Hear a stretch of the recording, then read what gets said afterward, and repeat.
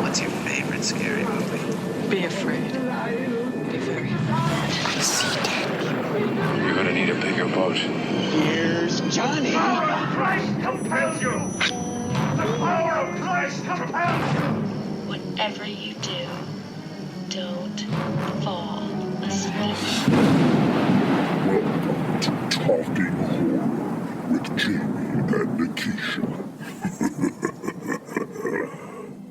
Hi, I'm Jamie.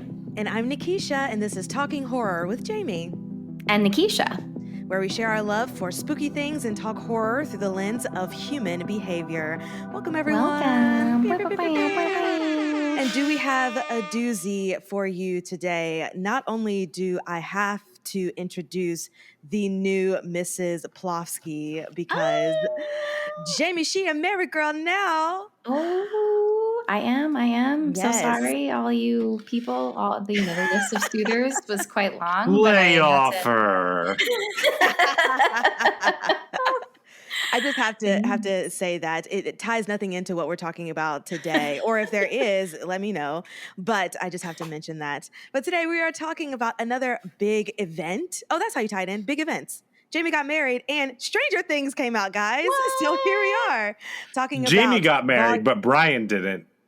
No. This is all about Jamie He's and the Nikisha. strange thing. Yeah. yeah.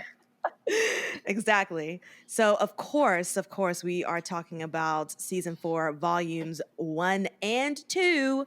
So if you have not gone and watched the hours and hours special of volume 2, please stop and watch that and then come back and listen to us. So we are going to be talking about everything Stranger Things, specifically season 4, and specifically a character that I think we all have fell in love with. He is the man of my nightmare dreams, Joseph Quinn, who plays Eddie. I was about to say Eddie Monster. Wow, from the TV show. Oh man, the Munsters! I cannot wait for that. I grew up watching the Munsters. I'm very excited. I mean, the reruns. Yes. I didn't grow up in like the 60s. Right. Yeah. Anyway, sorry. Actually, Brian is Vecna, and so like. Oh, he's from right. Fantastic. So let's strap in for this ride. You all know these characters. You love them. Of course, this is by the Duffer Brothers. They're wonderful minds, and so let's get into it. So, I do want to say that this is a major crossover event. You saw Endgame. It doesn't compare to what we're about to do. You've seen the CW TV shows. This is not the same. Oh God! Wow, what a comparison. If you are listening to the Nerdverse with Joanna and Brian, we would love to welcome Jamie and Nikisha from Talking Horror with Jamie and Nikisha. Welcome, ladies. We're so happy to have you on the Nerdverse. Happy to be here. We brought our own trumpets and horns. Yes, we did. Got it. However, if you are listening to Talking Horror with Jamie and Nikisha, welcome Joanna from the Nerdverse with Joanna and Brian. Pew pew! From my own soundtrack. We are here, for those of you who don't know, Talking Horror, we talk about a horror movie from the perspective of human health and mental behavior. Jamie is a therapist, Nikisha is an actress, and on the Nerdverse, we dive into every Nerdverse sector to break down all the nerdiest things in your life, from Star Wars to Stranger Things to Marvel, DC. We're we're doing The Boys and all those other nerdy, fun superhero stuff. So we do Pixar, Disney, the animated stuff, everything. So if you haven't listened to one or the other one, we would suggest subscribing. They're all available. The link will be in the bio for whichever one, the description, whichever one you listen to. But Joanna, Nikisha, Jamie, this is very exciting. And we are going to combine both of the podcasts in order to do different segments from each one. So this is a true crossover event. And the cool thing is you all met at Jamie and I's wedding. Me too. That's where I met Jamie. I met Jamie there too. That's good. This was a married at first sight moment. Yeah, it was a reality show, obviously. Yes. We could talk about a ton of things because there have been a ton of horror trailers out lately. There have been a ton of superhero, all that fun stuff, trailers lately. We'll do separate episodes for that because there's a lot to talk about when it comes to Stranger Things. But as we start every episode of the Nerdverse, we jump into different sectors of the Nerdverse. And today we're heading into the Stranger Things sector of the Nerdverse. So you need to present your Stranger Things passport. Let me see your identification. Move along. Move along. And tell me, 1 out of 10, how many Stranger Things stamps do you have? Like, how familiar are you with the Stranger Things world? Have you watched them a million times? Is this a one-time through person? Do you really connect to it? Is it just like fun for you and that's all it is? And more importantly, what would your stamp be? Joanna, let's start with you since you're familiar with the passport process in customs when it comes to entering the different sectors of the Nerdverse. Yes, my passport is very brittle and frayed on the edges. This is tough. I would say I've rewatched. I always do a rewatch before the newest season, but I have done them a few other times around Halloween. So, but this season I could only do once, obviously. I barely got this in under the wire because it was so long. So I'm going to say, and I don't know much about Dungeons and Dragons, which I think does factor into your stamps. I'm going to say I'm at like a 5. My recall isn't fantastic, but I have rewatched 1, 2, and 3 at least 3 times or 4. Each? Yeah. Oh, wow. I think so. But again, I never knew I'd be doing a podcast about it, so my recall is not so hot, I'm sure. Fair. But yeah, I'd say I'm at like a 5. All right. Jamie, what are you? Oh, Coke bottles. Spin the bottle, Coke bottles. Spin the bottle. For Joanna. Oh, are they like gift stamps where they actually spin? Oh, yeah, for sure. Yeah. Mm-hmm. Nice. Not a real thing. Jamie, what about you? What are your stamps? Man, I was feeling way more confident, but to be honest, I've never actually rewatched any of the seasons past. I usually stick to other forms of recap, whether it's like a YouTube recap or something like that, because there's just like so much content, not enough time. So I'll still stick with what I was going to say, which is maybe like a 7.5.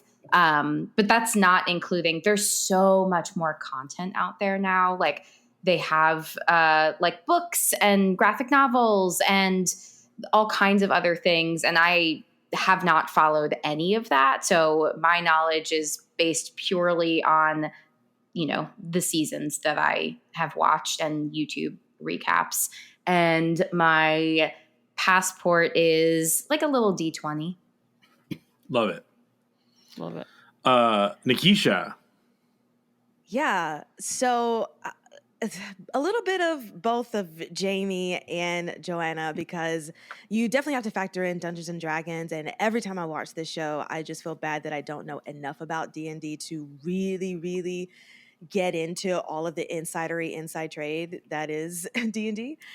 So I would give myself a 5. I also never rewatched any of the seasons, except for I did start to rewatch season 4, volume 1, because it was that good that I just wanted to see all the things again right before the second half came out.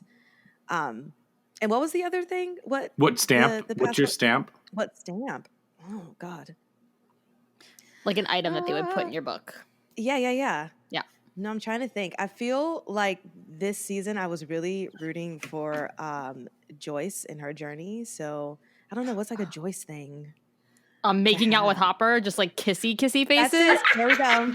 Because every day, all day. God, that man is fine. Yes. Oh, he's so good. He looks so good this season. Oh my God. I mean, he's always been like a good-looking guy. Sorry, Brian. No, it's okay. But he's always been a good-looking guy throughout the whole seasons. I also think it's just kind of that like superhero, oh my God, yes, save me because you're perfect type thing. Yes. But now even more how his aesthetic Yeah. was. But it's No, also- Brian's used to this. I talk about how hot guys are all the time on this pod, So and do I, women. yeah. He is so Yes. fine. Oh my Yeah, god. from Tony from what's his name? Candyman Tony Todd. What's his name? Yes, Tony Todd. His voice And that to voice. America's Ass. We talk about it all. Fantastic. I will. Apparently he lost like 80 or 90 pounds for part Yes. 2. Wow. But more importantly, the difference between how he looks in Black Widow versus this, and because they Oh, were so God. close, is like it's like very jarring in a way. Yes. But yeah, so I'm a combination of all of you. I don't know D&D that well, and I think that takes points off. I've never rewatched a single episode of Stranger Things. To me, it's a very casual watch that I really enjoy. What I love the most about Stranger Things and where my strength is I catch 90% of all of the 80s movie references.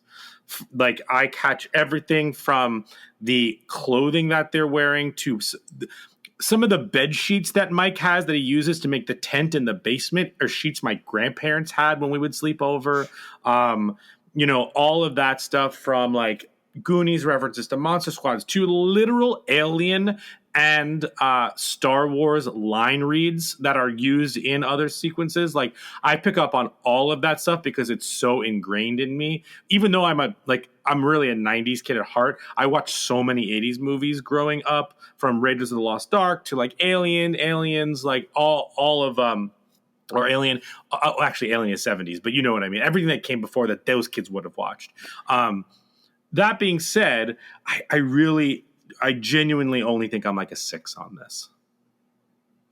Okay. I really enjoy it. I never was obsessed with it the way that people have become obsessed with it. I think it's really fun, and I look forward to when it comes out. But like, I'm definitely not to me, it's like it's out this weekend. Great. Let's watch it. Casual viewing. Oh, that was really great. I really enjoyed that. Moving on.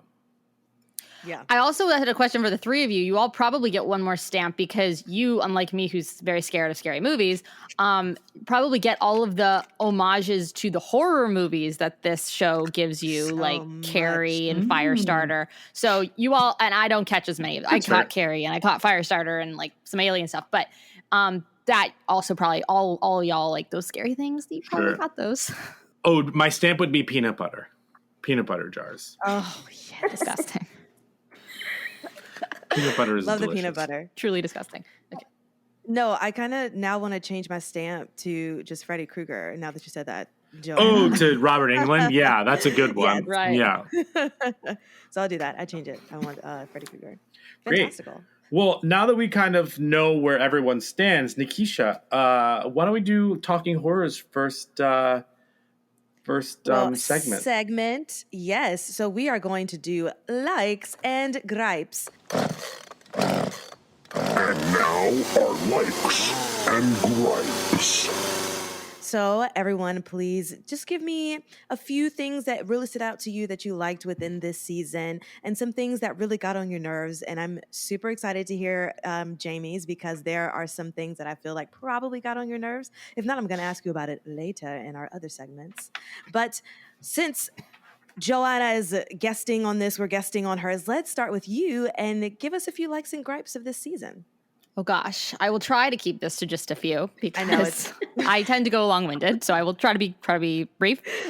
Okay, so I might go back and forth. In general, a gripe I had with the season is that we had morsels of all the kids spread out. I think the show thrives when the kids are all together, particularly the kids, not so much the adults. And when I say kids, I mean teens and preteens Yes. and whatever they all are.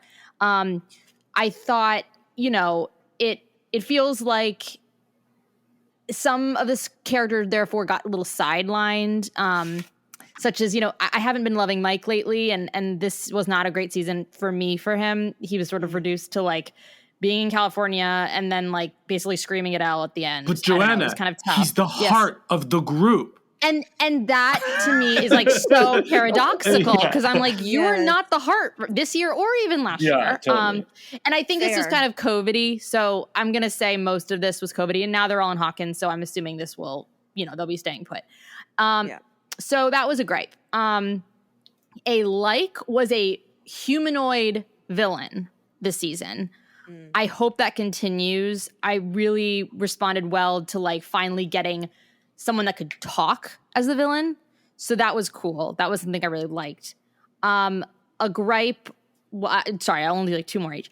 A gripe was, I thought it was strange that we have such a big L-Max relationship shown at the end, but they could have peppered that in throughout the entire season to show that Max was having emotional issues at the beginning and stuff because she missed her best friend, her girlfriend, Elle, and Elle could have missed her more and to use that as like this binder at the end. I was like, wait a minute, where was that? It's all just been about Mike and being about Lucas, which is totally important too, but I thought that was kind of strange. Yeah. But in general, I think I really liked how they handled the Will's sexuality sort of ambiguousness and the Will and Jonathan scene at the end was fabulous to me.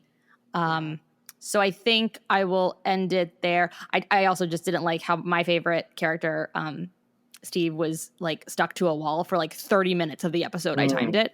That was upsetting to me. I was like, can we have more of Steve?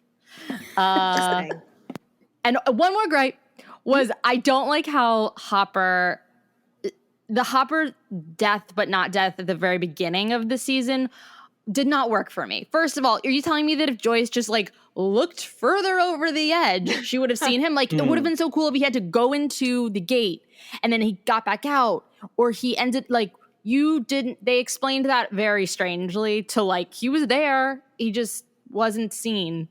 So that was like, come on guys, we can do better than that.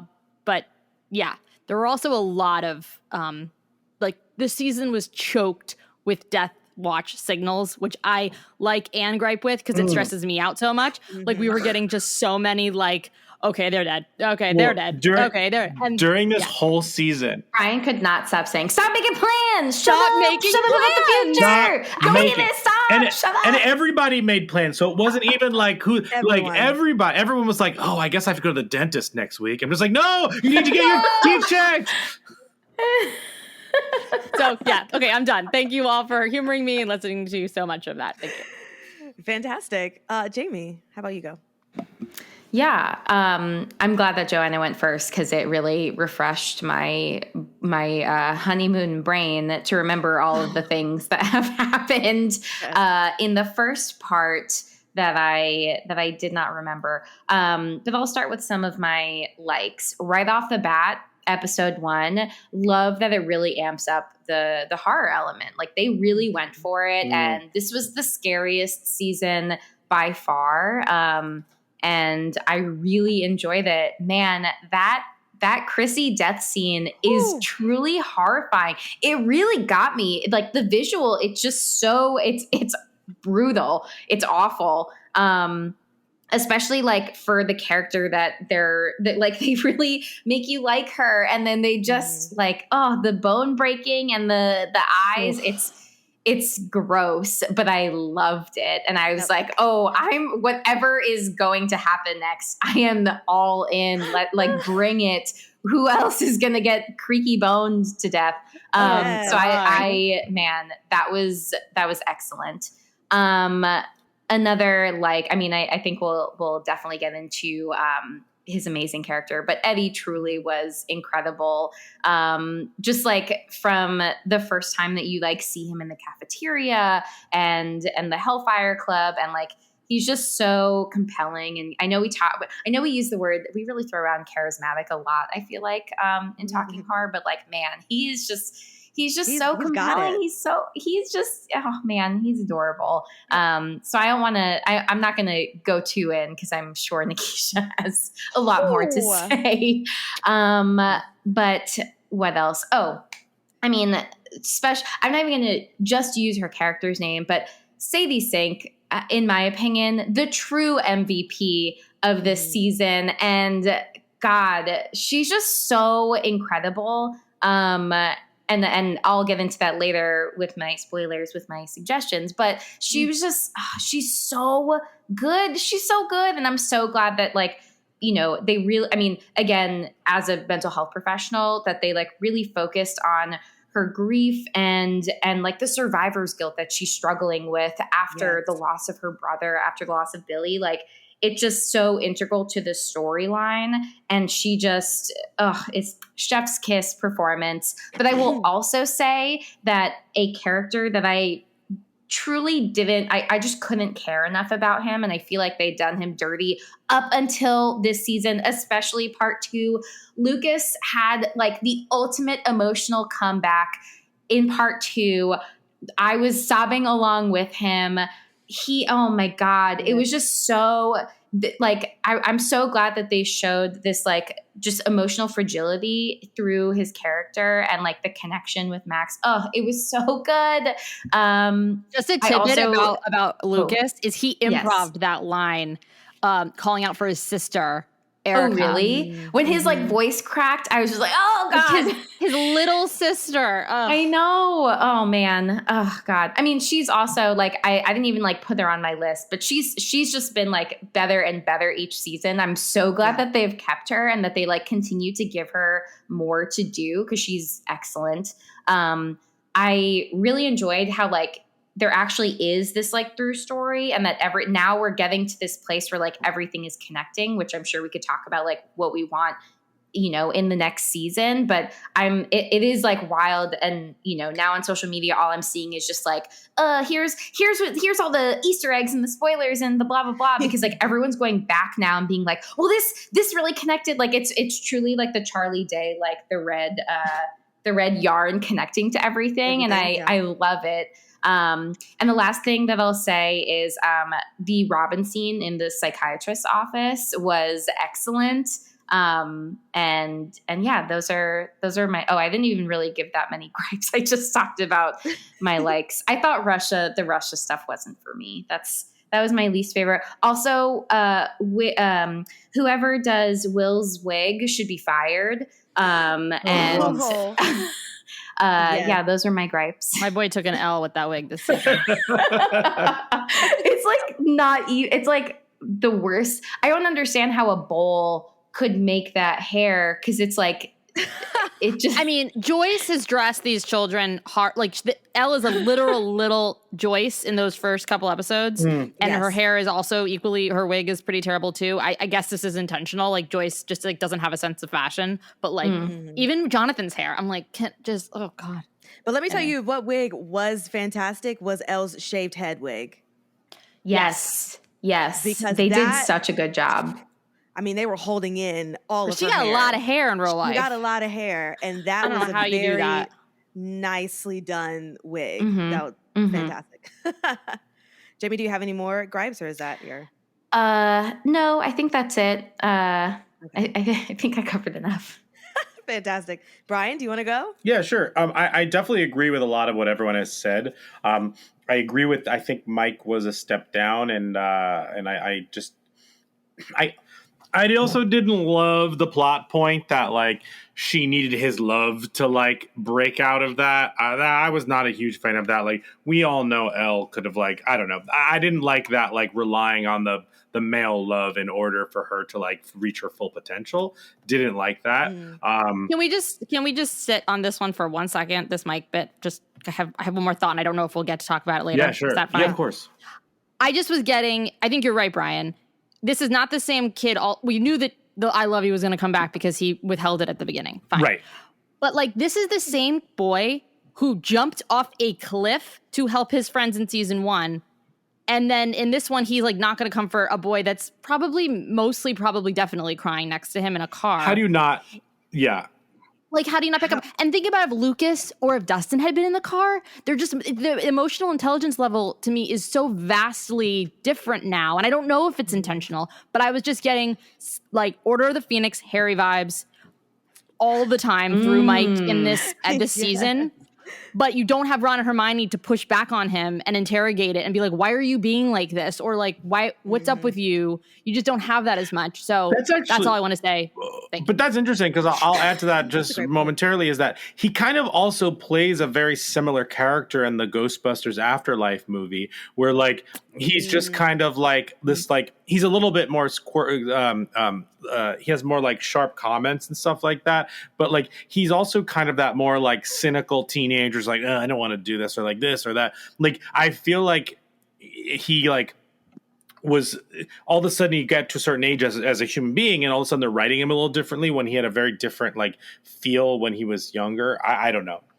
Anyway, I understand what you're saying, but Mike was definitely one for me. I agree with Jamie. The Hopper stuff in Russia wasn't my favorite. He's charismatic, so watching him in those scenes is very fun. I also like the dynamic between him, Joyce, and what's his name? Murray. However, and the new Russian friend guard was awesome. Like all the characters in those sequences were great, but I kind of just felt like it was shoehorned in there. I didn't and maybe this is just me. I didn't fully understand how them like fighting the Demogorgons and the Demo Dogs, whatever, in Russia was like helping the kids. Like by like fighting them in Russia, were they like keeping them from like entering and like exiting over in Hawkins? Can someone explain that to me? Because like that was not clear to me at all. Go ahead, Joanna. I can't explain it, but I want to say I think this is, Brian, your question is pivotal to understand season 5 because the dust going into them is something that they really want us to know. Mm-hmm. And I think that it was not clear. I do not think it's just you. Yes, it went into them, but I think that the dust is going to be something we need to understand for the next season. Okay. But so I think we're asking the right question, but I don't have any answers. Okay. Do you guys? Not really. I mean, my only thought is that because these things are a hive mind, like they said, and if you hurt part of it, then the whole is hurt for a little bit, which is what they say, you know, like if we kill these things that are here in Russia, then maybe we can buy them some more time. We're not saying we'll save them, but maybe we can hurt the bigger thing long enough to like assist in whatever is going on. But I also think it's a matter of, because this is a hive mind, you don't want them anywhere in the world. Sure, so why fair. not, if you're still there, just go ahead and kill them, you know, if you have the capability, because they could jump to wherever, get to wherever else. I mean, they got brought to Russia, you know, so I think it's just a matter of like, this is an evil, let's kill it since we're here. Okay, now. I'll buy that. The other things I want to mention is I just think that a lot of shows cannot do this. They don't have the ability to do this. But what this show does when it introduces new characters deeper into the series and makes you feel things about them, whether they are positive feelings like Eddie, like Robin and Maya Hawke's performance, like introducing these new characters and us like totally buying into the fact that like they would mesh with this group, they would become a part of this group, is a characteristics of this show that they just execute so well. And that's the same on the flip side. Them introducing like the Chrissy character or any of the Varsity Jacket guys, like you hate the Varsity Jacket guys right up front, and they do such a good job of making you like hate it even more. And just for them to introduce these characters, let them have moments where you decide, they're obviously pointing you in the direction they want you to, whether you like them or not. Because like I forget that his name, the varsity Jason. The Yeah, Jason. lead Like guy? yeah, Oh, like Jason. Like at first you think like he's making the speech. You're like, okay, here's the like 80s yuppie white boy in school, but he actually doesn't come off as a total asshole at first. He doesn't. Right. He's like leading the team. He like wants to include Lucas, like all these things. But the second that like something bad happens to him or someone, like all of a sudden his middle class white privilege like takes over immediately, and then you have the whole like Evil Dies Tonight sequence where that he's starting it, and like. And you just start to hate him more, even though you started like it was just really well done, like especially his character. And then they did him dirty, where he just got sucked into that hole at the end. Oh, yes. Yeah. Like that just like he got fucked over in particular. But Rest in peace, Jason. Right. But my point being is that whether they introduce us to an Eddie character who up front you're just like, he's kind of mean to these kids, or whether they introduce the Jason where it's like, Jason's like, oh, he's kind of nice to these kids, surprisingly. And then they flip those two feelings you have for them is just like a masterclass in like new character introductions. And I thought that was an absolute positive thing. I agree with Jamie. The horror element of everything, especially in part 1, was awesome. I really liked. Usually, I hate this. Usually, I hate when they make somebody more important than they are. For instance, Andrew Garfield in the Amazing Spider-Man movies. All of a sudden, Peter Parker is like the key to everything. Like, no, he's just some kid who got bit by a spider. That's what's exciting about him. Or like in the new James Bond movies, like Spectre was behind all the bad guys because he's James Bond's brother. Like all of that stuff is just like, nah, thank you. However, I thought it made a lot of sense in this one, how they tied in the Vecna as number 1 and 11 was the one who actually trapped him and like created the rift. Like that's why Hawkins was affected. That's why these kids were pulled in. Like to me, that totally made sense and did not bother me at all by tying it all together. Whereas in a lot of other things right now where they try to make this big conspiracy in pop culture, I'm like, it pulls me out of it. So I was super happy with how they tied that together. So I'll stop there for now. Yeah, I mean, it's just so dense. All of these episodes, you can have, an hour-long discussion about just one of the episodes. But I'll just piggyback off of what Brian initially said about Eddie's character, because I absolutely agree. When we're first introduced to him, I was thinking to myself, this is not a nice human being. Why are these kids hanging out with this guy? And I didn't like him until they actually had the D&D game, which was a fantastic sequence of the Sinclairs succeeding with the D&D and with the basketball game. And of course, it's going to happen. There's going to be a reason that Lucas comes off of the bench and, makes the goal. But I just thought that how they filmed that sequence was wonderful. And then seeing the humanity and likability of Eddie in that moment, it just turns your brain on, okay, he's another Steve, like they've also presented. He's there to help the kids. All right, we're in it. I loved absolutely everything about Volume 1. I even enjoyed everybody being separated because it gave a sense of them trying to figure themselves out without each other. And that's what you do in high school. That's what you do when you're a teenager. You're figuring yourself out. And I enjoyed the pacing of it. Also, just saying in Volume 1. So all of the Russia stuff, I enjoyed. It was great. I was living for Hopper trying to get out, and Joyce trying to find him. And, Elle trying to figure out her way in high school and being the typical nerdy kid and wanting to be popular, which is kind of a little... I mean, I guess because she doesn't have her friends with her, but a part of me was kind of like, why do you want to be popular? Like, girl, you had these great friends and you were doing all these things. Like, what's making you want to be popular now? But it's not really a gripe. It was just a thing I noticed.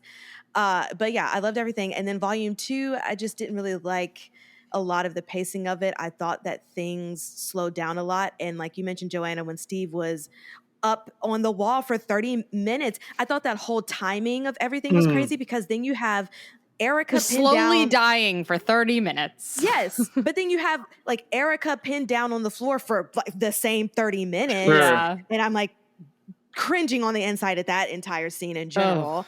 And, because they're trying to give you the story of what's happening with Max and Elle trying to get to Max. But then the timing just seems like this is too long of a time that is passing for these things that are happening. So with that, I kind of did like the Russia stuff more. I thought it was just more action-y, like fighting the monsters, and here we are, whereas the whole last episode was the kids leading up to fighting, and then that didn't really happen until like the last 45 minutes of the 2.5 hour thing, which I know you have to plan and do all that stuff, but it was just kind of a little slow pacing for me. I also feel like Max should have died.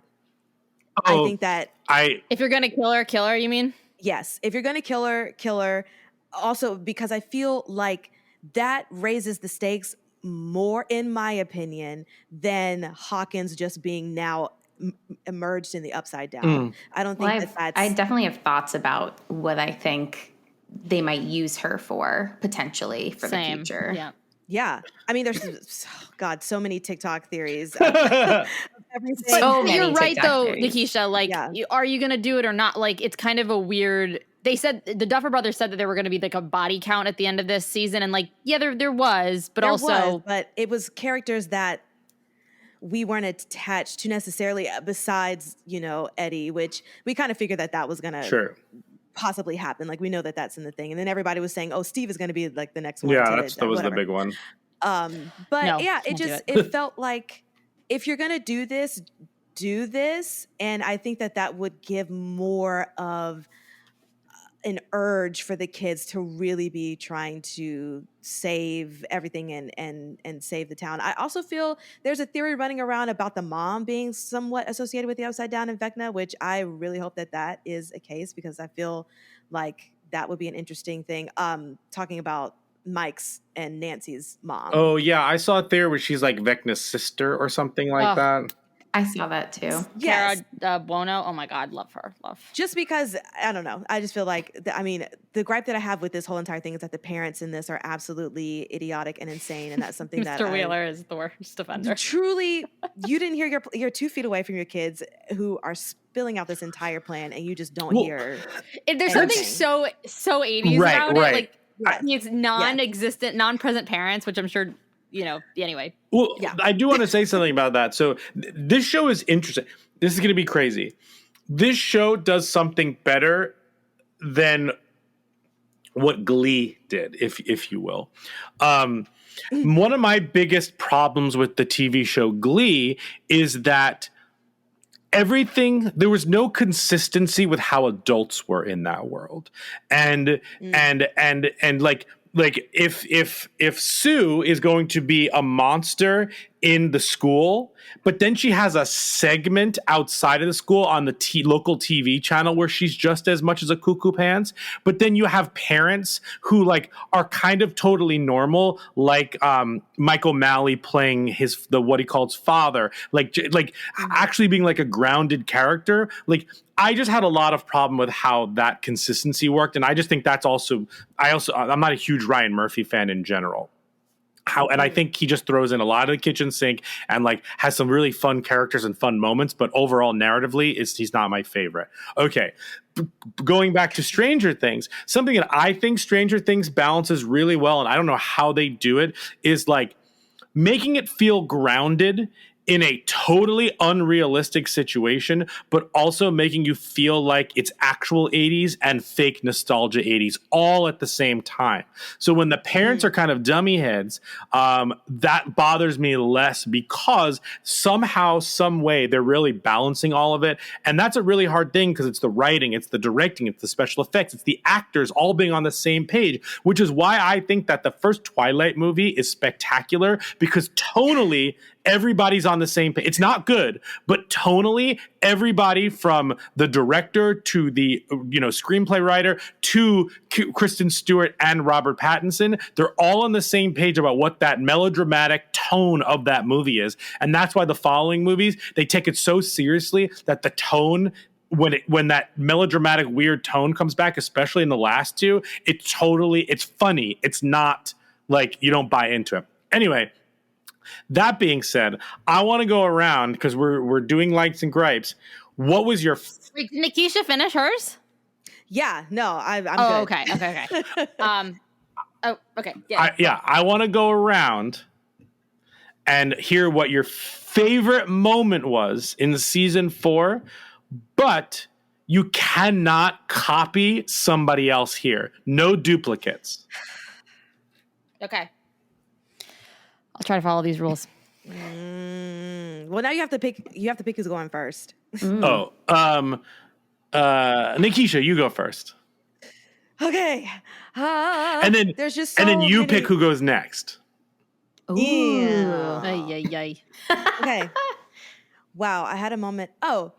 So one moment where I was like, yes, high five girl power was when they were at the mental institution, Robin and Nancy, and they're about to, the guy is about to send them off. And then Robin goes into this whole big spiel about, oh my God, I put on this fucking bra, like, and these heels because I want to do this. And you need to let us go talk to Victor Creel. And I just thought that was a awesome, badass moment. And I absolutely love the relationship between Nancy and Robin. I think that they are awesome girl power characters. Yeah. Jamie. You took mine and then you picked me. Okay. So it's so hard. All right. I will take the scene where in part 2, when Max is trying to go into her memories so that she's able to like beat Vecna, but he actually gets into her memories. The Inception? Yes, it is Inception. Yes, thank you. And she's in the dance, but everything slowly like starts to get decrepit and like turns into something gross and awful. And it's just like this, oh crap moment where like she thought she bested him, but actually he's besting her. And it's like, it's scary and ooh. You know, so that's what I'm going to pick. It's ooh. Those blood balloons. Yeah, but when they pop, it's pretty gruesome. Balloons, yes. Oh yeah, I'll request that for my next birthday party. I'm gonna go with Joanna. Thank you, Jamie. My favorite moment, hands down, was the light bright scene. When they finally figured out a way to communicate to each other through the upside down, and they use a light bright, no less. Like that was just like hi exclamation, like just it was so good. Also, sorry, I just had to say one more. This is sort of an aside, but the subtitles, if you were using them, flesh distended wetly, like squelching. Yeah. Yes. Tentacles undulating moistly. Like we have to give it up to the subtitles, whoever is doing these. Like just a round of applause. Yes. Okay. Brian, I guess I'll pick you. Sure. I do not condone violence, but when she hit her with the skate, that was truly one of it brought so much joy to me because she was so mean to her for no reason. When she hit her with the skate, that girl got everything she deserved. Yes. That sound effect was like a crunch or something. Also, if I was Mike, I would not have gone to the DJ. I would have gotten onto the skate rink and like took the camera away and pulled her out of there. Like, what was it? It was like stopping the music. The kids weren't going to be like, oh, the music's done. We can stop making fun of her. Our heart, ladies and gentlemen, our heart of the group. Yeah, exactly. But yeah, I would. That moment was great. Some. I'm assuming some other ones would be Eddie on the roof playing Metallica. Incredible. Sadie Sink. Oh, can I say something about that? Yeah. That people figured out what song it was in the silence by like breaking apart like his finger positions. That's crazy. There were theories about the song. Anyway, go on. Sadie Sink Max trying to escape Vecna in that amazing sequence in part 1. The Vecna reveal at the end of part 1. Those are some great ones. Nikisha, you put your hand up for a second. Yeah, I just have a general question for the group, and just because I would love clarity on the character of Jonathan. And him and Argyle, which I thought was like super cute. And of course, 80s California weed heads. Okay, great. But it seemed to me that I never really thought of Jonathan as someone who was a slacker, just somebody who was an outsider, maybe not one of the popular kids, but in his own right, he still, was looking after his family and his stuff. And maybe I'm just not remembering what the other seasons were, but it just seemed really weird that he had this whole like, okay, now I'm a weed head and now I don't like care really about anything. I don't want to know what's going on type vibe. Did any of you guys pick up on that or notice that, or did that not bother you? Am I just not remembering Jonathan correctly? I read it in all honesty. I think you're totally onto something. And I think the difference between him and this one is like a slacker pothead versus just like him being an outsider and the other one taking his family is very clear. I read it as because he was away from Nancy and he knows her to be a like like, let's get this done kind of person. I feel like the out of sight, out of mind that he was potentially feeling, he was like projecting on her, and he was using the pot and whatnot to kind of escape those feelings. He was away from all of them. He didn't know if he was going to school and like the whole school thing. And like, he felt guilty about having to, like, is he going to dedicate his life to going to school with this person because leaving his family? I saw all of that kind of having him shut down internally, which he apologizes for at the end of this season. That's how I saw it. Less of like him becoming a slacker and more him becoming like truly disassociating from everything because there's just so much to deal with and focusing on nothing. He essentially had so much to do that he focused on nothing. He didn't focus on his family. He didn't focus on his girlfriend. He didn't focus on anything except for that. That's how I saw it. Let me know if anyone else sees it differently. I wanted to say that I think if they were going to do a stoner piece to all this, I think Jonathan is like voted most likely to, maybe, because you're not going to make, I don't want that for Steve. I really don't. And I don't want that for Eddie. So maybe that, but also I got the sense that he's one of those guys that just or girls that we all know that, you know, they just go through these phases and you're like, what? Like, you were this different, like how crazy as you're in those formative years that just, you know, you get into a phase or a trend and it's just like, from you, I don't know. That's all. I let it go for that. But yeah. Okay. That was all I wanted to ask. I'll take that. Can I ask a general question? Sure. Yeah.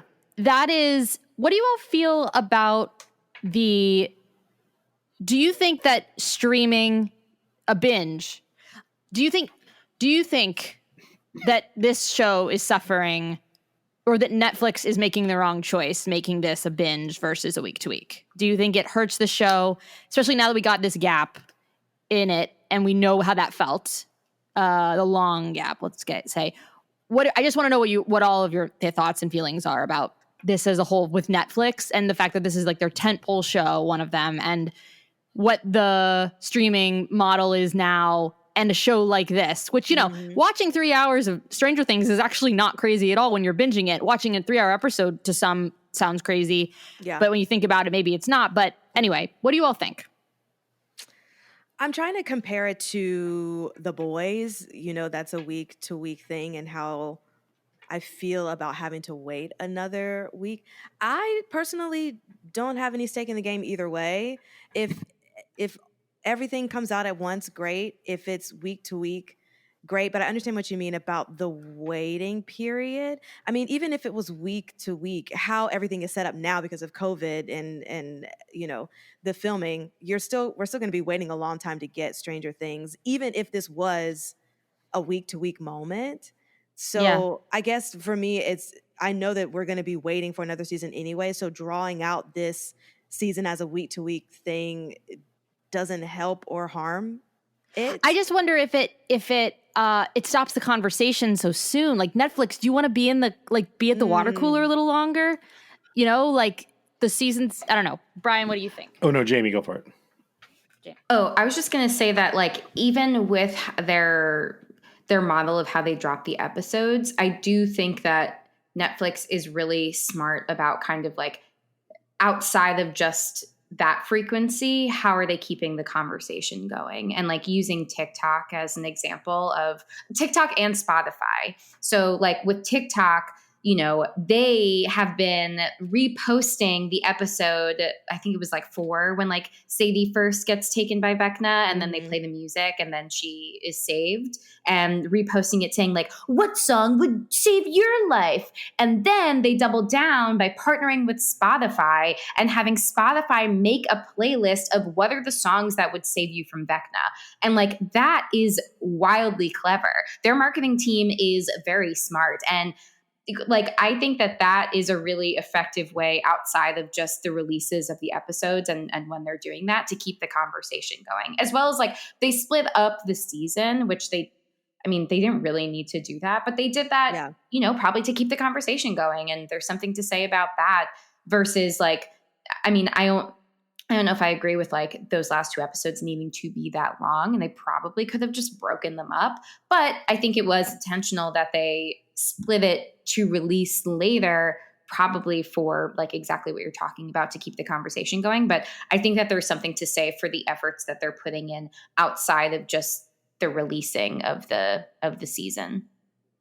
Yeah, I mean, they now have on TikTok what you can do at yourself with Eddie playing the Metallica song. It's just so much. Yeah, they're busy on TikTok. Yeah, I think that Netflix committed to the binge model, and that's what they're doing. However, Disney Plus week to week with Kenobi and Mandalorian and whatnot, like and Grogu and all that, like the conversation goes on week to week there. But I personally love getting it all at once and being able to like parse it out however I want to. It just becomes social media wise, it becomes hard because you need to really binge them if you don't want to get spoiled if you're just scrolling on social media. So there are pros and cons, but the bottom line to me is that Netflix committed to this. The only time they do weekly is if it's a TV show that's actually airing, like Great British Baking Show. But like they committed to it, and that's what they're going to do. Like Jamie said, like that was spot on. Like, yeah, you're right. Splitting it into two kept the conversation going over the course of the summer. Then the merch, wearing all the merch, TikTok, social media. Now the Stranger Things experience is happening after you've seen the season, like all that kind of stuff. So I think that's where it is. So taking another segment from Talking Horror, we're going to go into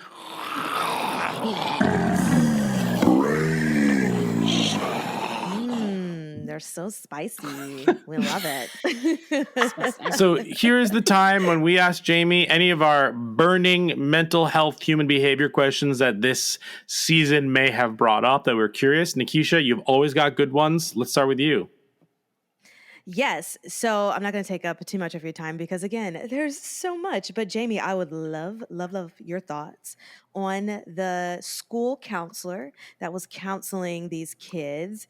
And I want to know, in the scene when Max goes to the counselor's house and she's asking questions about Chrissy, this is after Chrissy's death, and the counselor doesn't give her anything. Is that keeping to code? Should she have helped? And I'm asking because this is somebody who has passed away. So do the rules not apply? And then just give me your general thoughts about the therapist.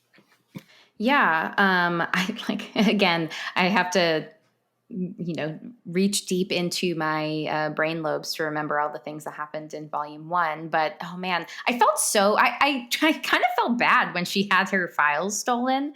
That made me very nervous. Like a HIPAA violation. I know, but she had them in a locked cabinet. So like, what happens if somebody breaks into said locked cabinet and steals the records? Like, are you still liable? That's a question I should ask my liability company, but maybe not, because then they might have more questions for me. I've been watching a lot of Stranger Things and I have a concern. I'm worried. But yeah, I mean, like HIPAA, we hear HIPAA thrown around, but HIPAA is a law that does protect our personal health information, and not just mental health professionals, but like all licensed health professionals are bound by this law to not share any of your personal health information with anybody that you don't consent to. So and I guess I haven't really thought, luckily I haven't had to deal with a situation where one of my clients has passed away and folks have requested information. But as far as I know, unless there is like a written consent or some kind of like court order subpoena, that like HIPAA runs deep, and you really shouldn't be sharing any of that information with anybody else. Despite what Max needed. And like, obviously we were like, come on, Max, you can do it. But like the therapist part of me was like, Max, no, stop. Don't get her in trouble. She's just trying to do her job. Yeah, that was going to be my next question too, in a court situation. So that would be the only reason that you would share that information. Like if you're trying to figure out if there's foul play in somebody's death or whatever the case may be, then they can ask for the therapist to kind of share what's going on, and that's okay. Yeah, it's okay, I guess, in some, I have mixed feelings about it, but I think it depends on like the context. But yeah, like, you know, it can happen in family court. It can happen, you know, like, I mean, it shouldn't happen all the time because psychotherapy notes are like protected information, but like for certain situations, somebody can argue to a judge why it's necessary to have access to what are otherwise confidential notes. And then a judge can order a subpoena for either the counseling records or the therapist themselves. So, which is why it's important to have liability insurance and to have like access to, you know, like lawyers and legal advocates to ensure that you are like complying, but also still upholding the bounds of confidentiality and trying to protect your client's information. Yeah, absolutely. So she was in the right. This is one of those moments because we've watched a lot of horror movies where the therapist, psychiatrist, they just weren't doing the job they needed to do. But this school counselor, she was following all of the rules, even though we wanted Max to get the information. Like, she did her job. Sure. Yeah. It was upsetting. I mean, if you want to talk about on the flip side, a mental health professional who like maybe didn't do a good job, we can look at the psychiatrist, I don't know. I don't remember if he was a psychiatrist or a psychologist. I think he was a psychiatrist. I think so too. And that's exactly what I was about to ask you on the flip side. Let's talk about him. Oh man. You mean the orderly? You mean him? No, like when Nancy and Robin go to the mental health facility yes. to meet with Vecna's father, which is I'm going to call him Victor Creel, aka what a cameo.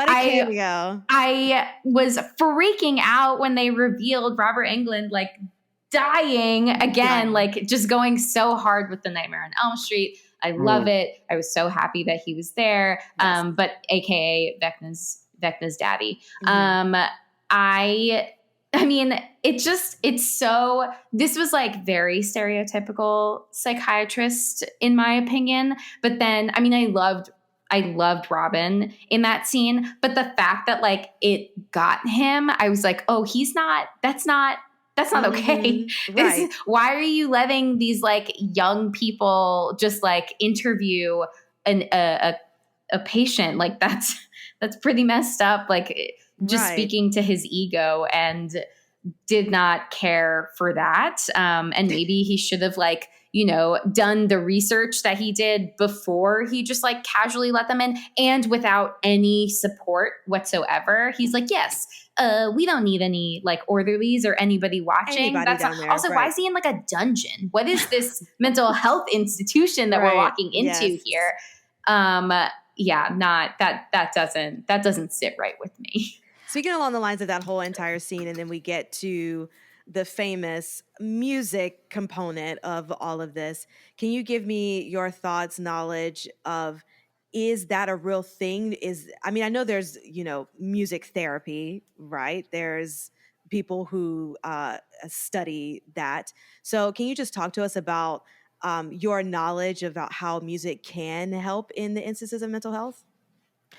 I mean, I can't speak to anything like specific because I'm not a music therapist. However, I mean, I think that there's like music is one example of one thing that can help bring a sense of like calm and help people like manage anywhere on the spectrum of like mental illness or anything that they might be dealing with. And so like, I don't think it's far-fetched to use music as the tool in this particular show to say that like it's a compelling enough source of like support and comfort in moments where like you might be struggling. And like, you know, I mean, not only music, but like, I mean, podcasts, TV shows, movies, video games, reading, writing, journaling, like exercise. I mean, there's so many things that can be that thing.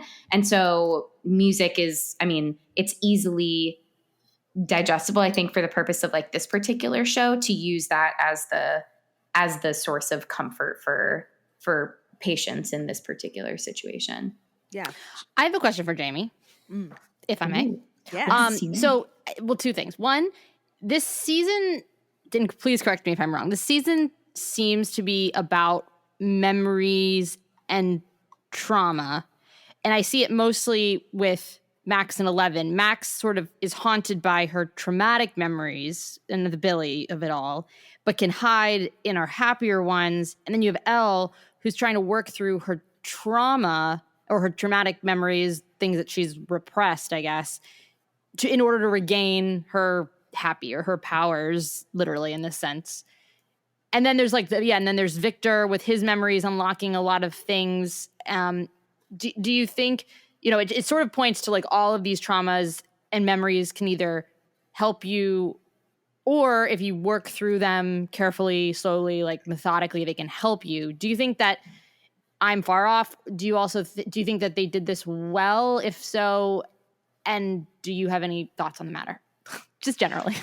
Yeah, just like the idea of like how, like what role memories play and like processing memories, especially of like a traumatic or several traumatic and is this events. all sort of believable and like important? Yeah, I mean, I think you're right in that like we're seeing it from different perspectives, and like we've talked a lot about trauma on Talking Horror, and so it's par for the course that we continue to talk about it. Yes. But I definitely think, like with Max, we're seeing her haunted by trauma, and I mentioned survivor's guilt before. Like she survived where Billy died. Billy sacrificed himself to like save her, and it's that moment of like, it's really interesting. It's that moment because we've only seen Billy just like basically be a dick, but like this is his like turning point, but then we don't actually see a turning point because it's short-lived because he dies. And I think like both the fact that, what could have become of their relationship and like that whole hypothetical, but also everything that she like in part 2, when she is speaking to Vecna about like, how there was this sense of relief when he did die because of like all of the pain that, being with him, like becoming a family with him put her through, and like the kind of person that he was, and then like also feeling badly about that in so, like sometimes more than other times. But I mean, I think that, it's like doubling down, like the trauma of like his death and then like her living and like what that meant for their relationship gets doubled down, because then she feels worse that she like is slightly happy that he survived. So it's like carrying all of that and like never being able to admit that out loud, which is why she breaks up with Lucas and pushes everyone away, because like that's a really hard thing. Like then she's like, likely labeling herself as a bad person. And that's why she's keeping everyone at an arm's length, because like what kind of person would want their brother to die, and what kind of person would like think these thoughts, and like all of that. So like her trauma is like continuing to punish herself for maybe what she believes she had a part in, or that she like wished for that came true. And so like I think all of these conflicting emotions definitely comes through survivor's guilt and surviving a trauma. And then on the flip side with 11, something we've talked about with specifically trauma and memories is that like trauma does a lot of really weird things to the brain. One of the things it does is like it messes with our ability to codify and then later recall those memories. And so it makes a lot of sense that the trauma of, having contributed to one's release and then his subsequent murdering of everybody in that facility, that like she feels incredibly guilty for that, and then like taps into a power that like she didn't even know that she had, and then like vanquishes him to the upside down, not even realizing it, like all of that, and then feeling further guilty because then Papa Brenner comes in and is like, what did you do? And like her, recall of that is that she thinks that she killed everyone, but later it's actually like just the role that she played in releasing one. And so like we have to like go back and revisit those memories, which I might add what you said about like the careful part of that. Yeah. I love the difference between like the one doctor who's like, maybe we shouldn't push her. And he's like, this is all bad and crazy and terrible. And like, you gotta do it. And I'm just like, what on earth is going on here? Right. Not careful, not, not kind, not supportive. It's just like, gotta push and push until we unlock her true powers. I mean, Papa is a villain, right? Yeah, Papa's not great. Or he thought he cared about her, but like, did he really though? Right. Yeah, I don't stand Papa. I was okay with his demise, but yeah, I mean, like and then you have like that end conversation, but like finally this showdown between Vecna and 11, where she's saying like, Papa did this to you, and he's like, no, it's like you're actually to blame. Like, how is that then going to layer into everything else that she's already been? Now that all of this has been revealed to her, how does that like tap into what she's walking away with? And does she now also feel guilty about what happened with Max? Like we talk about Max not actually dying, but Max is in a coma. And at the very end, when she's like trying to go into her mind, like we got nothing. There. So, is Max just back in body and not in soul and spirit? Like is Max now? I mean, I don't want to get into my like future predictions. Save that. Save I'll that. hold off. But I wonder, like, how is 11 then carrying? Like, was it selfish for her to bring Max back because she felt guilty and like feels responsible for all of this? So, trauma's a bitch. Beautifully answered. Ooh. Thank you, Jamie. Yes, that's great. That is all the questions, ma'am. One cool, interesting thing, the satanic panic, like this period was real. And I think, because I saw some younger person online, not to ageify, or whatever the word is, but like some younger person was like, this is stupid. Like everything, like they're just like blaming it on, and I'm like, no, well, I didn't say this, but in my head, I was like, this is real. Yes. And I thought that was awesome and like perfect for the season, obviously. Yes. That apparently Eddie Munson is based off of one of the West Memphis 3, Damien Eccles. That was really awesome. And just like highlighting the satanic panic of it all. Like that's also like one of I really enjoy satanic panic in I'm horror sure genre. So absolutely. Was very excited that that's like a key part of this. Evil dies tonight. Literally about to say that. So one question. So this season, maybe more than other seasons, have kind of tried to incorporate a little bit more of like LGBT experiences into this. So you have the two very prominent ones. You have the Maya Hawke character who kind of comes out to Steve last season, and in this season is like actively, I'll say like reactively however you want to say it, like pursuing this other girl, obviously not telling anybody. This is still a secret, obviously, but like it's a little bit more positive of a spin on a gay character. That is with a grain of salt. That is with asterisks and all of that stuff, because it's still the 80s. And then on the flip side, you have the more subtle one with Will, where, again, nothing has been said, but we're taking from context clues that, like, and I've definitely heard stories. Again, I have not had this experience, but I've heard stories of like your first kind of sexual awakening as a gay person is sometimes like your friend or something that like because you're going through all these hormones and these emotions as you're growing up with your other friends who are also experiencing these emotions for, with whatever gender or sex they feel as if, they're compatible with or they're attracted to. So I want to hear your take on kind of like these two depictions of LGBTQIA plus characters in the context of the 80s and in Stranger Things, and the context of like male versus female, at least how these characters present in this series. Yeah, I mean, I like.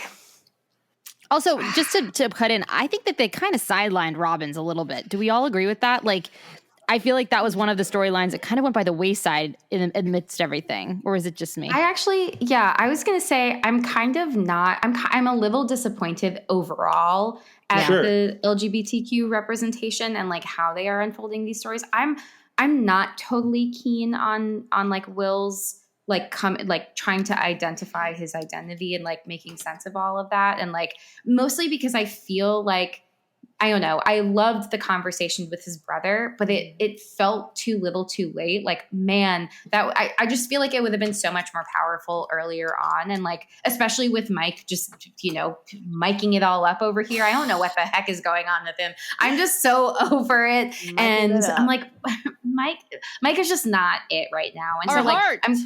Yeah, the heart is more like a fart, and it's just really disappointing. So like it's interesting like how they are exploring it within the context of like this time period, but like I don't know, it just is disappointing. And then you have the Robin piece where it also just like doesn't really, it feels like they're trying to use it as like a foil to Steve and Nancy, but like it's also like then that's not resolved at the end either. So it's just kind of like, why they even throw this in here? Yeah.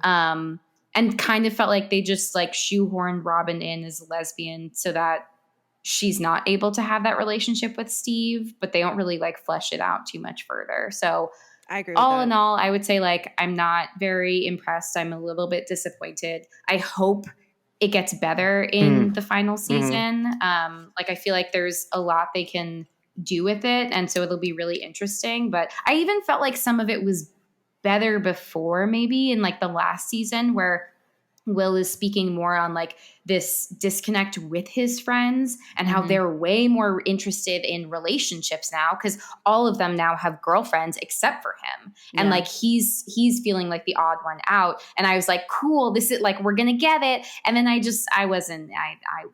not really a fan. Sure. I liked the conversation at the end because it's when they let the audience like be smart and not like handed it to us. I like their discussion a lot. I thought that was just a great performance from Charlie Heaton. I think too, that was a really nice moment for him this season, probably the best one. But yeah, I think there was an interview with Noah Schnapp and he said that he plays Will, and he said that he's been in his character has been sort of in a state of like weird developmental arrested development-ish kind of because of his time in the Upside Down, but he definitely thought that just sort of on top of this other the fact that he's possibly coming into his feelings about being gay, that maybe it just makes him, I don't know, it's all just hard times for Will right now. Especially with that bowl cut. Oh God, and the bowl cut. Before we go into new segments, what song would save you all from Vecna? Oh, okay. I have been thinking about this a lot, and I'm referring to Spotify, who gives you, your year rundown and gives you like, this is the song you listen to the most. So I think as of right now, it's by the 1975 band. If you guys are familiar with them, it's a song called "If You're Too Shy, Let Me Know," and I listen to it on repeat all the time. So I think that would be my song. If you have not listened to the band, the 1975, they're fucking fantastic. Cool. Oh, I'm definitely gonna put this down. Who's up next? Jamie? Out of curiosity, I hadn't actually clicked on like my personal Upside Down playlist, but apparently the number one song on here, I was not aware. It's "Toxic" by Britney Spears. I didn't realize that that's what would save me from Vecna. Oh, wow. So good to know. It's a surprise to us all. That's amazing. I mean, it's a bop. Like you can't argue with Britney. Nope. No arguing with her. So again, I have like 3. It would not be what's in my Spotify. My Spotify is like jazz and like Oscar Peterson and Ella Fitzgerald. I don't think those would bring me out. Although "Dream a Little Dream on Me" is sort of in that wheelhouse. We never really like. I kind of wanted them to use that song to get him to get Vecna back in some way. But anyway, it would be like either "Brandy" by Looking Glass, Olivia Newton-John twist of fate, which they used in Stranger Things. That was at the snowball in season 2, I think. Or maybe Mr. Blue Sky. Those 3 songs. Nice. So I just went into my Spotify list, and Stacy's mom would save me, I guess. What? Do you play that a lot? I guess I do. No. I don't know. No. I did not play I a had lot. mixed with that on at one time. Okay. Yeah. There's a lot of weird stuff on here that would probably save me. I think Eye to Eye from a Goofy movie would save me. That's good. But maybe something from like Jack's Mannequin or something corporate would save me. But I think Stacy's mom would save me as well. Oh my God. Not just the song, but actually her But mom. actually, Stacey's mom. But yeah, let's move it. Oh wait, Jay, I have a question for Jamie. Sorry, real quick. Jamie, this is sort of some brains. Don't we think that there's a problem with the fact that Joyce sent her to public school with her gaps in her education and her social skills? Like, oh my God. Like, what is going on? are you kidding me? Like, what are you doing, Joyce? Also, Yeah, I need to know more about this Hopper? universe's individualized education plan process and like IEPs. Where are they? Where are all of the speech therapy and counseling and all of those services are missing? What's going on? Yeah. Also, she's like they're looking for Hopper. They're looking for her. She takes the last name Hopper. This is like giving Luke to Anakin's relatives. Like, what? Anyway. Oh. Good question. Let's go into the Nerdverse segment, merchandise wish list. Hey, Daddy, I want a golden goose. Here we go again. You are a toy! What's one thing from this that you would want to buy if it was real? Or maybe it is real and you can buy it. Did I explain that right, Joanna? Yes, just anything that you either want to purchase. It could be a pair of pants. It could be anything. Or it could be something that if they merchandised, such as the Hellfire Club t-shirt, you'd be like, I'm buying that. Really, it's what you make of it. I like to use this for anything I see fit, whether it's a great outfit in general or like a cool, funny icon or something that you wish you could take from the set. Like I want Mike Myers' original mask that they never could do again, right? Isn't that the story from Halloween? Mm-hmm. I don't know. I know nothing about horror, but like they could never get it right. And it was like they used like a bucket to make it, and then they didn't think it would be significant. Anyway, sorry. Yes. And now it's everywhere. I would take Eddie's guitar. Ooh. Okay, guess what? You can have it. I'm so glad you said that. So BC Rich, you can get Eddie's guitar available in the upside down version and the right side up. So you can get it in relic, crackle, or liquid black. And I think it's like $5,000 right now. I mean, that's right. But Okay, yeah, so or you can worse. actually do that. They did like a special Stranger Things collab. Anyway, that's a great answer. Oh, but then does that not count because I can buy it now? Yeah, you're right. Pick another one. Just a fun fact. Okay. Okay. I would want any pizza that Argyle would make himself. And I would eat it. So you like pineapple on pizza? I don't care what it is, as long as Argyle is making it, I will eat it. So Good answer. But they do sell Stranger Things branded pizza in stores now, like in Yeah. the Oh my freezer God. section. No, you can have it though. No, you can buy something that's already But available. here, It's fine. great example of how Netflix is going beyond the binge model and making sure it's a part of your everyday Yeah. life. That's They're picking things that we're saying. Yeah. They know what we want. Yeah. Crazy. I'll go. I want they haven't announced it yet, so this is why I want it. I want a Vecna Funko Pop.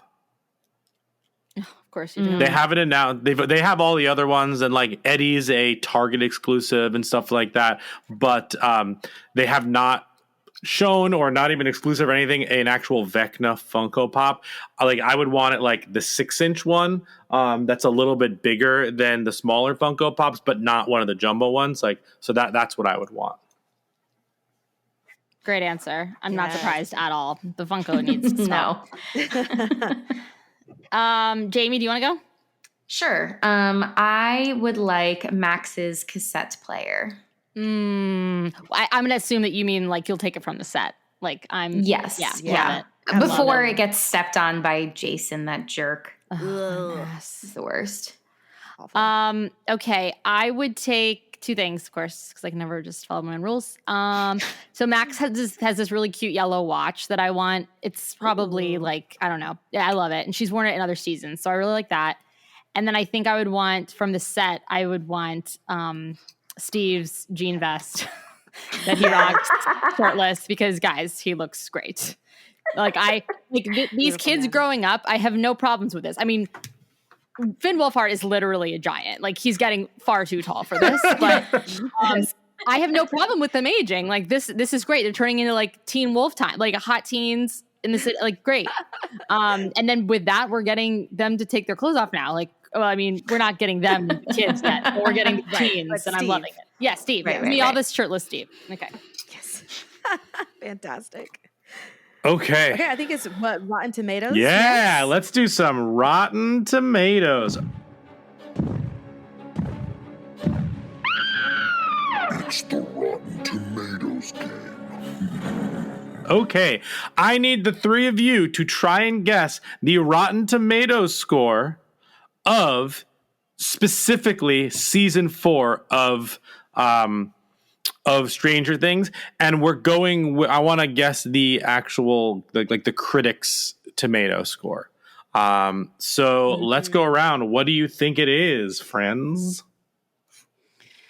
Oh, this is hard. I'm gonna say critics score. I'm gonna say 97. I'm just gonna go there. Nikisha's with a 97. Anybody else? Jamie, Joanna. I'm gonna say 94. Okay, 94 for Jamie, and Joanna. What's your guess on the Rotten Tomato score? Yeah. So this is the critic. No, not critics. Yeah, the This critic is score. Audience. Oh. I kind of want to say in the 90s too, but to be different, I'll be pessimistic, I guess, and I'll say 87. All right. Though I think it's 96, but anyway. It has an 89% on Rotten Tomatoes, so Joanna wins that one if we're Right. playing. Yes. Wait, why is it so low though? Unacceptable. The consensus is darker and denser than its predecessors. Stranger Things' 4th chapter sets the stage for the show's final season in typically binge-worthy fashion. Actually, the audience score is also an 89, but I'm sure. Okay, that's so weird. I'm sure your next question is, but what do the other 3 seasons have? I was just going to ask. Season 1 has a 97%. It's fabulous. Exciting, heartbreaking, and sometimes scary, Stranger Things acts as an addictive homage to Spielberg films and vintage 1980s television. Season 2 has a 94%. Stranger Things' slow-building sophomore season balances moments of humor and a nostalgic sweetness against a growing horror that's all the more effective thanks to the show's full-bodied characters and evocative tone. And then Season 3 is also an 89. Stranger Things transforms itself into a riveting, if familiar, summer ride that basks in its neon-laden nostalgia without losing sight of the rich relationships that make the series so endearing. So can we each rank what our orders are now, favorites? Oh, now that we have yeah. a full season? Good, sure. Oh. I know Brian loves a rank. I love a good rank. Yeah. That's a great point. We on the Nerdverse We love a good rank. So who feels like the least put on the spot and would like to go first? I did put you all on the spot. I'm happy to go first. Go, Brian, go. In order of worst, my least favorite to my most favorite, I think it's 2, 3. Wait, this is your most favorite? Least. To most? Least to most. Okay, always do yeah. this. Okay. Sorry. All right. 2, Yes. 3, 4, Yes. 1. That I will save some time. That is my exact order as well. Yes. Yes. Yeah. Amazing. Oh, we did it! We ranked this game! We can know! We saved so much time. Wow! Yeah. No, I think Hands down. like pieces of the 2 are I'm like fast forward, like the stuff with Jonathan and Nancy, yeah, but I think 3, I on a horror level, and I know we're gonna get to this last and next, so I won't get into it, but I thought 3 was the rats and the goopy thing. Oh yeah. And the lifeguard death, like that was chilling. That season is scary, which I do love. I'm just scared to be scared, but I do love to be scared. So I think 3 is underrated, I think. Although we all apparently agree that it's not underrated. So great. All right. Well, now let's get into the 4 S's, which is Talking Horror's ranking system. Skull, scare, shakes, and suggestions. The Talking Horror's 4 S's. The 4 S's stand for skulls. How well does this deal with mental health? Scares, how scary is it? Shakes, can you shake this off, or is it something that will stick with you? And then we'll go into our last one, which is suggestions, but we'll do that later on. So this is ranked 1 out of 10. Let's start with Jamie, and just give us your rankings for the skulls, scares, and shakes, the first 3. Yes. With skulls, I am giving it a 7. Because I really love just how they handle, trauma and guilt across multiple characters.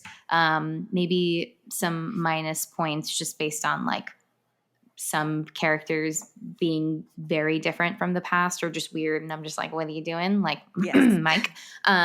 So yeah. Oh, should I just do them all? Yeah. Okay. Everything. Yeah. Scares. This might seem low, but I gave it a 4. Cause even though I think they really amped up the scares, the jump scares, the horror of it all. I don't know, maybe I'm just super brave, guys. Very brave.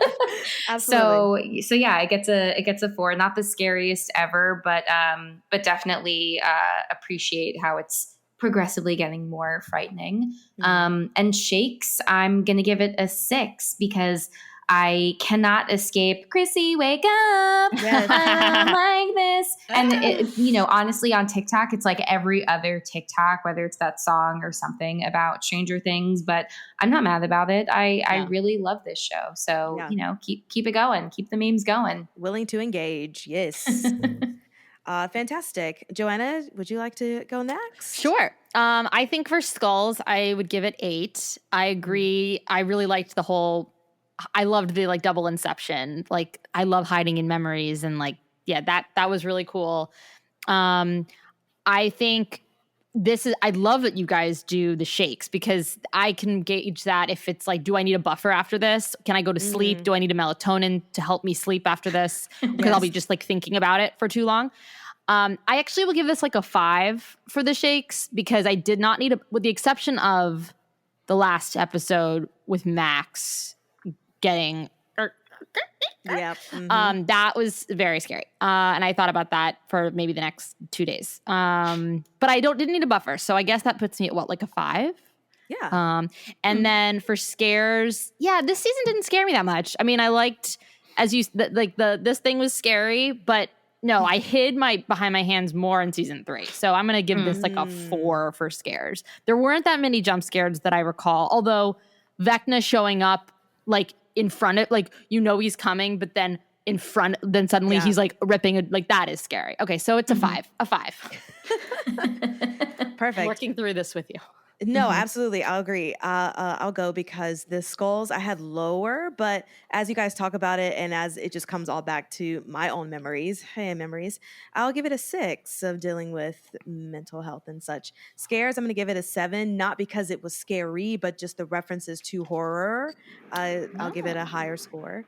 And shakes, I'm giving this a 9 because of Kate Bush alone, because I will never not hear that song the same. So yeah, Brian? I'm giving skulls an 8. And mine was also lower like Nikisha, but this conversation definitely bumped it up. Scares a 3. That first 2 episodes of season 4 maybe were the most scary, but from then on out, it was not too scary. And shakes, I'll give it an 8. And that's because of TikTok. Yeah. I mean, absolutely. And also, it's a combination of TikTok and Eddie. Yeah. We love Joseph. But yeah, now let's do a Nerdverse thing where we rank overall what we thought of the season 1 through 10. So Joanna, why don't you kick it off and explain how we kind of see this? It's completely your call. I like to reserve the top. I like to actually do the meter where it's 1 through 10, and then you reserve like 11 and 12 for like groundbreaking, like The Sopranos, or like something that's like, oh, this is unparalleled, which is hard to do by season. So we can just do 1 through 10. I don't know. Pick your own poison. I'm going to give this like a 9. I mean, it was long. And there was some from Russia with love. I didn't need it all. They literally went back to the prison they broke out of. What is the storytelling? But anyway, I'm still going to give it like a 9 out of 10 for this season. What about you, Nikisha? I'll give it an 8 for all of those same reasons. I think it was a very solid season. I was engaged 90% of the time, and yeah, it was great. So I'll give it an 8. Love it. Jamie? Brian? Oh, I'll go. Yeah, Or no, Jamie? I'll give it an 8 with Nikisha. I had a really great time watching it. I think that the length of some of it and like a lot of the fluff kept it from being a full 10 and some of the decisions and whatnot. But I'm definitely excited to watch I'm more excited to watch season 5 than I was to watch any other following season of the previous season, if that makes sense. Fair. Maybe it's because it is the final season, but I do think they like left it a little bit more open than they did other seasons, and I'm looking forward to seeing how it concludes. I love when a show knows their ending. Yes. That's like my favorite thing ever, because I'm like, okay, everything's going to be a banger from here out. Oh, Jamie, sure. what about you? I'm going to average out between all of you and do a 8.5 for everything that's already been said. Love it. Yes. So we're going to talk about our predictions for suggestions what we first. think. Oh, yes. What would your suggestions be? Nikisha, why don't you start us off? I see it in your eyes that you have a good one. There's too much pressure, Brian. I have to always look and try to find stuff on Google of what is, if you like this, then you might like this.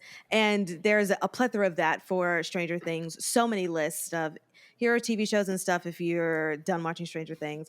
And the one thing that came up that I have not seen but was on every single list was Twin Peaks. Have y'all? Oh, I wonder why they said. Oh, I see it. So I'm going to offer that as a suggestion for a TV show, and also another movie that I haven't seen but was on all of this list was The Society. Have any of y'all heard of that? It's heard of it. It's like the same thing, telekinesis with like Elle's powers, and so that's how it's all related. But it's a movie, and this girl like finds her powers and is trying to deal with that as a teenage girl. So I'm going to suggest those 2 things, and hopefully have the time to watch those to say yay or nay for the Stranger Things fans. So, Jamie? Twin Peaks is an interesting. I saw that too a few times, and I was like, Yeah. do I agree? I mean, it has like supernaturally vibes.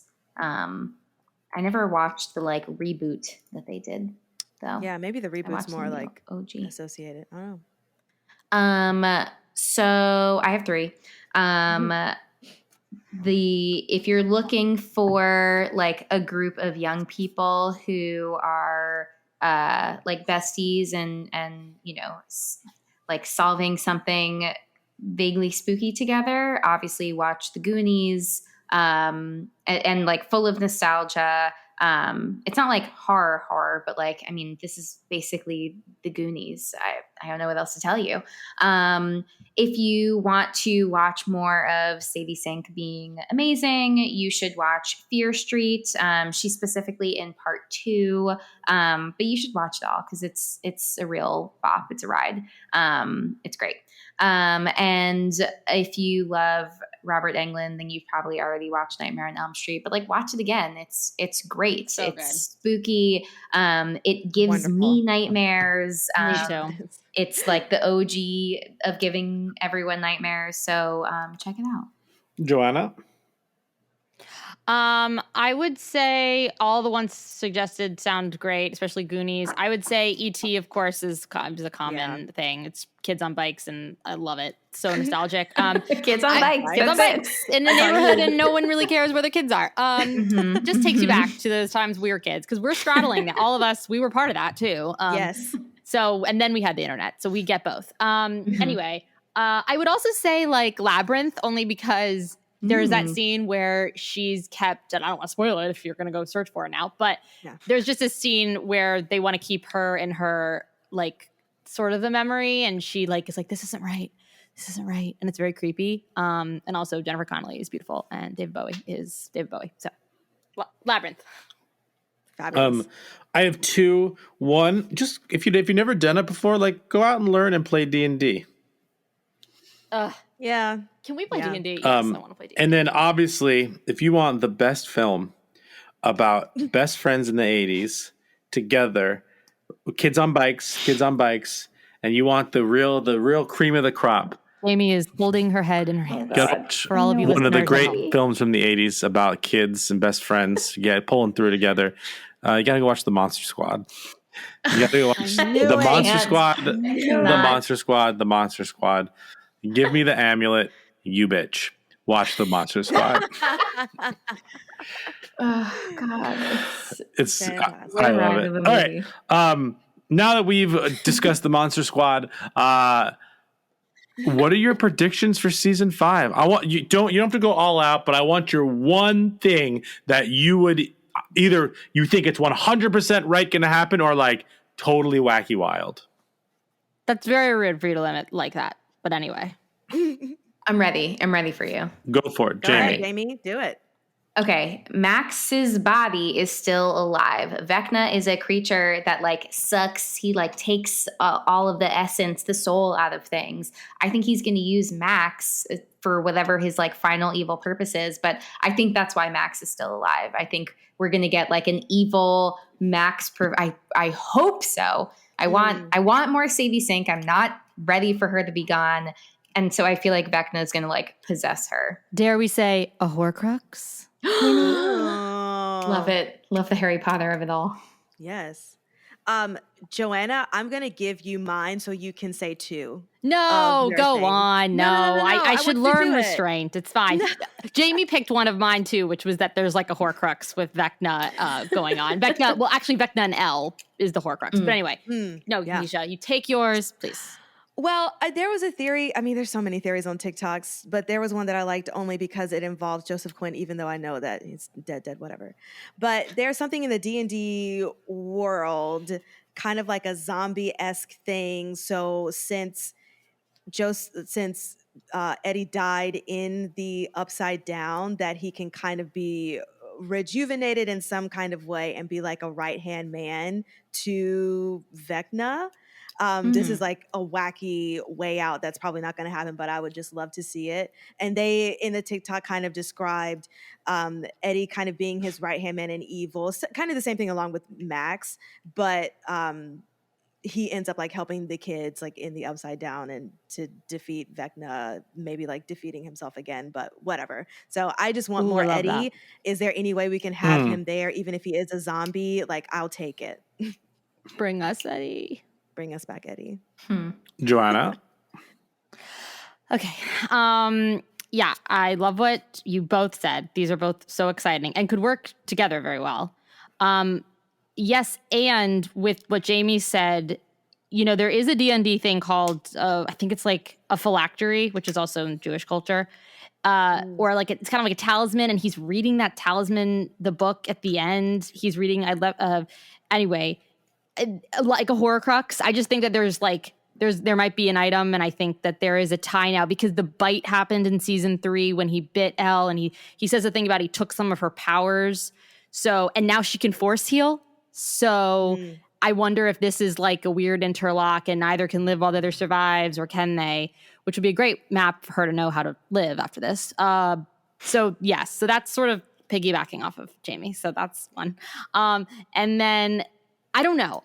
I think that as I think Jamie was hinting at this earlier, like we left all these characters with they each have sort of a big secret from each other that makes them vulnerable for Vecna in the next season.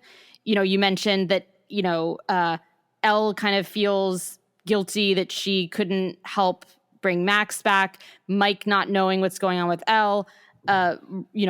Nancy's feelings about Steve. Like, they're all kind of, they have like something that's making them vulnerable, which I don't know if they could play into it. And then the only thing I want to say is that they just keep playing these ticking clocks, and I know the clock was big this season, and then the fact that the Upside Down's in 83 still, is there going to be like a time travel? Yeah. Is that the way to undo all of this? But then what does that mean for Elle? And like that she never came. So that's all one. Yeah, that's great. Interesting. I love the time travel. Yeah. I just think they're really, hammering that home, and they didn't really do a ton with it. Anyway. Right. Oh, Brian? I don't know. I'm trying to think of like, what I'm trying to think of is like, will these characters get happy endings or not? Like, will Elle give herself to save Hawkins? You know what I mean? Like, and like, will Hopper still end up daughterless, but he was made whole again by this person? Like, will, Mike like learn the like, better to have loved than to not have loved at all? Will Elle be this character who only, like E.T., only entered their lives for a certain amount of time and left them all better and healed? That seems like the most 80s conclusion to that. So I'm going to go with that. I'm going to go, because it fits the 80s model in some ways, I'm going to say that in the end, Elle has to give herself and be removed from all these people's lives in order to make everything whole again. Oh, another theory. Oh no, I only said one. Never mind. It's fine, Brian. But to piggyback what you're saying, we get that double entendre at the end with I left the door open 3 inches with Hopper. So I think that there's something there. And you and Brian also with Hopper about his daughter. They did bring back his trauma about feeling like he didn't do enough to save his daughter. So maybe that's A, leaving him vulnerable, but B, that's another thing they're just trying to remind you about. Actually, that's a good point. I could see the end of this series, like her disappearing, that's it, and then like somehow they bring in like, but there's always 3 inches left or something like that. I don't know. Maybe Elle can live in the Upside Down, and then she can make it a nice place. Like Boo and Sully. And they can like visit in the water area. Anyway. I also think that 8 Callie will come back. All right. I guess I can get on with that. That was just like a really, really kind of seedy backdoor pilot. Guys. I mean, Netflix. We see you. Anyway. Fantastic. Well, I think that about wraps it up for our complete session on Stranger Things. You can follow us on all of the social medias at Talk Horror Pod on the Instagram and the TikToks. Brian, come in with the TikToks, guys. So please just follow us. And Brian, where can they listen to us? Sure, wherever you get your podcast, whether that is Spotify or Apple Podcasts, Stitcher, all those fun places. Rate and review us there. 5 stars, please. And thank you. And remember, you can't spell America without Erica.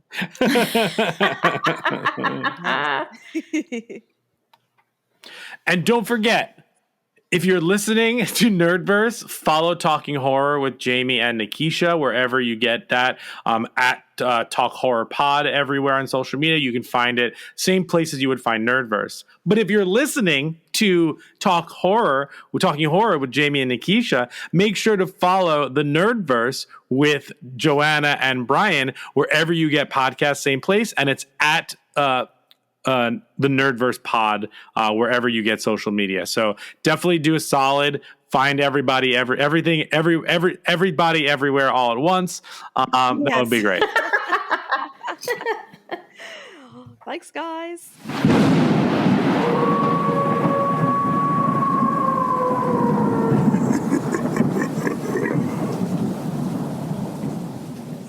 I also forgot to say this in the gripes, but I don't like that they sidelined Dustin. I keep saying sidelined. I don't like that they made Dustin like he wasn't the hero in the last. Remember, he was like, "We're not heroes. We're like the decoys." I'm like, Dustin, you're the freaking heart of this. Right. Yeah. He's the you a heart. decoy with the My bats. God. Why can't I? Also, did Eddie not have to die like that? I know. Yes? I can't stop this. There's no stop button. Oh, There's I no found it. stop button. I found it. I'm gonna stop it now.